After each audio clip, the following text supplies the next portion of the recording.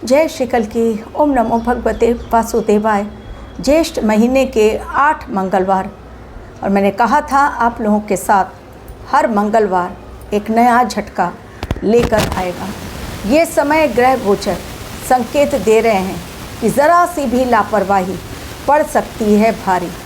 कारण 11 मई मंगलदेव ग्रहों के सेनापति अपनी ही स्वराशि मेष राशि में पहुंच चुके हैं, और ज्येष्ठ महीने के दूसरे मंगलवार जब 11 मई को वो पहुँचे तो डेफिनेटली उनकी ऊर्जा, उनकी शक्ति बहुत ज़्यादा बढ़ गई है, और उसके कारण झटका तो लगना ही था।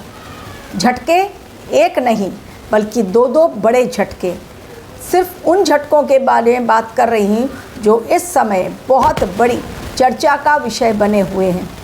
बाकी झटके तो बहुत छोटे मोटे लग रहे हैं, लेकिन उन झटकों के बारे में आज बात करूंगी जो वास्तव में झटके कहलाने के योग्य हैं। एवं 11 मई केवल मंगलदेव अपनी स्वराशि में प्रवेश नहीं किए हैं, बल्कि उसी दिन सूर्यदेव के साथ उन्होंने युति भी बना ली है, जो कहीं से भी सकारात्मक नहीं बल्कि विस्फोटक परिणाम ही लेकर आता है। जब 2 अग्नि तत्व के ग्रह अग्नि तत्व की राशि में हो मौजूद, और त्रिग्रही योग बुध देव के कारण बन रहा हो।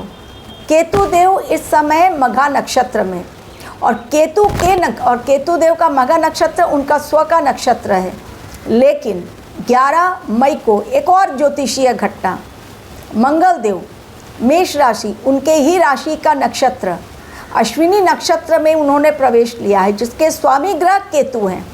यानी केतु एक तरफ मघा में बैठे हुए हैं, जो आध्यात्मिकता को दिखाता है, जो एक पूरे लाइफ के सर्कल को कंप्लीट करने को दिखलाता है, जो ब्रह्मांड द्वारा दिए गए एक पूरे चक्र को कंप्लीट करके न्यू साइकिल की ओर इंगित करता है।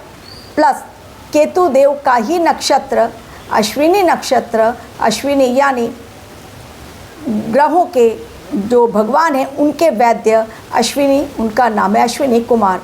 तो अश्विनी नक्षत्र बहुत ही पवित्र नक्षत्र, केतु देव का नक्षत्र, उसके ग्रह जो हैं स्वामी ग्रह केतु देव। लेकिन ये मेष राशि का नक्षत्र है, मेष राशि अग्नि तत्व की राशि।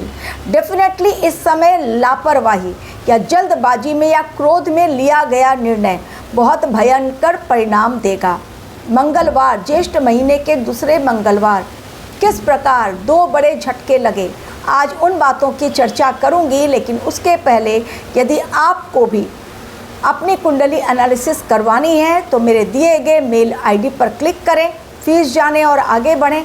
Only telephonic consultation, no personal meeting. Personal meeting के लिए अपॉइंटमेंट न मांगे, केवल टेलीफोनिक कंसल्टेशन होगा, जिसमें आपके सभी प्रॉब्लम्स के सटीक समाधान आपको दिए जाएंगे, हर समस्या का प्लैनेट के अकॉर्डिंग। अब आज का मेरा वीडियो झटके पहले जान लीजिए, फिर उसके बारे में डिटेल बातें करूंगी।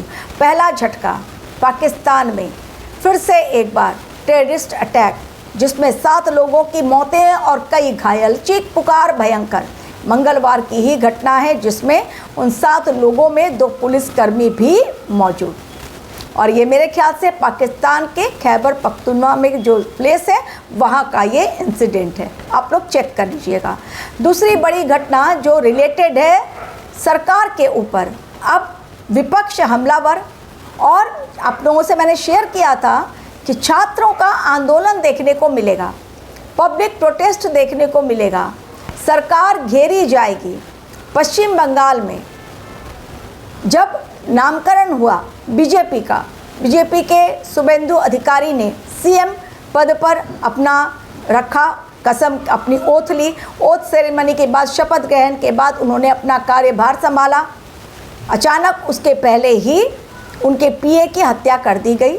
अभी वो सीबीआई को सौंप दिया गया है, मैटर जांच कर रही है। अभी वो चीज़ चल ही रही है, वहाँ पर ऑलरेडी दिया गया है मैटर।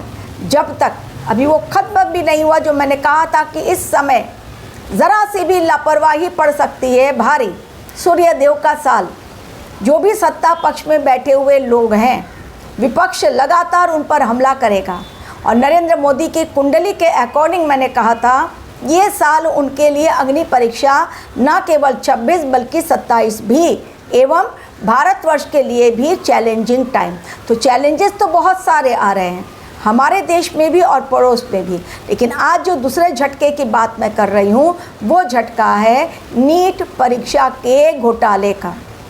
नीट परीक्षा में पेपर लीक हुआ, आप लोगों से मैंने शेयर किया था वीडियो कि इसके पश्चात ये परीक्षा कैंसिल होगी और अगली परीक्षा की फिर से डेट आएगी। अब इतने सारे लाखों की तादाद में छात्र बैठते हैं और नीट परीक्षा एक बहुत ही इम्पोर्टेंट परीक्षा होती है, सबकी नज़रें रहती हैं कि भाई उनके कितने मार्क्स आ रहे हैं। अब ये जो घोटाला सामने आ रहा है, ये लीक पेपर घोटाला नीट का, उसके लिंक जो जुड़ रहे हैं 3 स्टेट से, एक उत्तराखंड, दूसरा राजस्थान और तीसरा महाराष्ट्र। अब ये 3 लिंक जो जुड़ रहे हैं, डेफिनेटली अगेन टीम गठित कर दी गई है, तो जांच का दायरा बढ़ता जा रहा है। फ़िलहाल तो यही है कि कहीं पर एक प्रेस में नासिक में ही महाराष्ट्र में ये पेपर प्रिंट हुआ है, वहीं से ये मामला स्टार्ट हुआ। व्हाट्सएप के ज़रिए सभी को भेजे गए, जो पेपर भेजे गए उन्हीं में से हूबहू वही पेपर सारे के सारे आ गए बच्चों के एग्ज़ाम में। अब ये छोटा मोटा नहीं है, मामला बहुत बड़ा मामला है। छात्र ऑलरेडी प्रोटेस्ट कर रहे हैं, बड़ा आंदोलन अभी शेष है।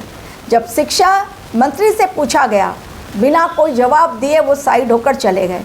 बिना जवाबदेही के सरकार नहीं रह सकती, सरकार को आंसरेबल होना पड़ेगा, क्योंकि ऐसा ही एक घोटाला 2024 में भी आया है। ये परीक्षा घोटाला, पेपर लीक का मामला कैसे होता है, यानी ये करोड़ों का घोटाला है, ये हजारों या लाखों का घोटाला नहीं है।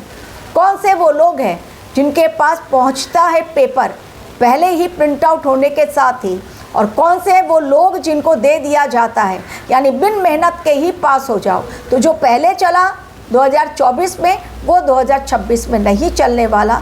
24 में भी मोदी सरकार थी और अब भी मोदी सरकार है, तो ये समय बेहद सेंसिटिव।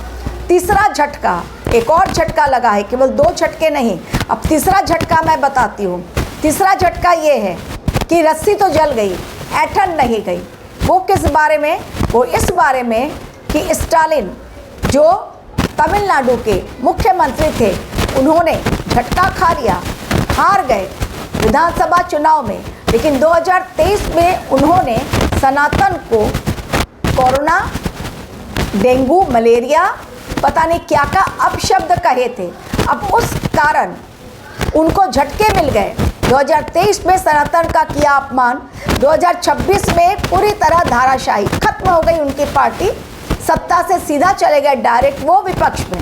अब क्या हुआ, जब वो विपक्ष में चले गए, फिर से एक बार मंगलवार को ही विधानसभा में विजय, जो कि अभी सीएम है तमिलनाडु के, वहाँ पर वो अपने भाषण में स्टालिन फिर से एक बार सनातन को समूल नष्ट करने के लिए कह रहे हैं। तो क्या सनातन को समूल नष्ट किया जा सकता है?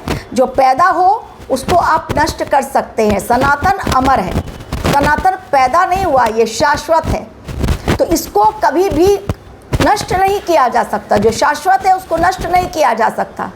जो नष्ट करने चला है, जो डेंगू मलेरिया कहा है, उसकी तो ऑलरेडी बैंड बज चुकी है, लेकिन अब भी देखिए उनको अक्ल नहीं आई है।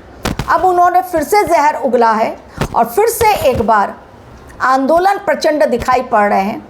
बीजेपी उतरेगी सड़कों पर, वो दल जो सनातन को सपोर्ट करते हैं डेफिनेटली उतरेंगे इनके खिलाफ। उनके ही अपने तमिलनाडु में लोग सनातन को यदि सपोर्ट करते हैं डेफिनेटली वो उतरेंगे, अन्यथा हिंदू संगठन तो छोड़ने वाला नहीं है। तो इस समय जो भी सनातन के खिलाफ अनाप शनाप बक रहा है, अपशब्द कह रहा है, उसकी तो दी एंड, पूरी तरह से उसका विनाश खत्म हो जाएगा। वो कभी सत्ता में लौट नहीं पाएगा, राजनीति भूल जाए, वो चैप्टर क्लोज, और जीवन में भी उसको बहुत सारी चुनौतियों का नसीब सामना करना पड़ेगा। ऐसी लाइफ स्टाइल उसको मिलेगी अब आने वाले समय में कि वो त्राहिमाम चिल्लाने के लिए भी नहीं छोड़ा जाएगा। क्योंकि प्रकृति जब हमला करती है पहले तो वो सहन करती है और मौका देती है। स्टालिन को भी मौका दिया गया, पहले सत्ता पक्ष में, फिर उसे उखाड़ फेंका गया क्योंकि उन्होंने अपशब्द कहे, अभी भी अक्ल नहीं आई।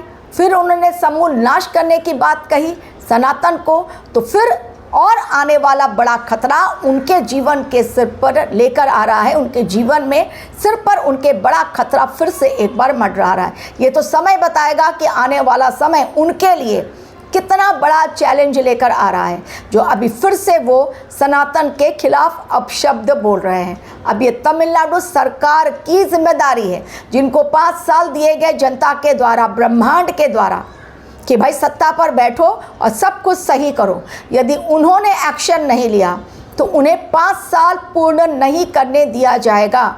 माइंड माई वर्ड्स, एकदम मेरी बात ध्यान से सुन ले।